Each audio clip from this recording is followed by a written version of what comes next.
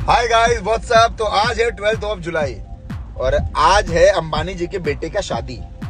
और उस शादी में हमने सोचा नहीं था कि हम लोग को इनविटेशन मिलेगा, पर मिला है जस्ट बिकॉज ऑफ पवन भैया। पवन भैया का एक बहुत ही famous, world wide famous song है लॉलीपॉप लिपस्टिक। वो अंबानी जी के बेटे को बहुत पसंद है और उनको जब बारात एंटर हो तो वो गाना सुनना था। तो पवन भैया को इनविटेशन मिला है इस वजह से, और हम लोगों को भी इसी वजह से उनके साथ जाने का मौका मिला है। तो हम लोग जाएंगे और आपको शादी से रूबरू कराएंगे। आज व्लॉग भी बना रहा हूं, लेकिन एक दुख की बात है कि पवन भैया के साथ जो भी लोग रहेंगे उनके फोन के कैमरे पे स्टिकर चिपक जाएगा, जो बहुत मुश्किल है निकलना।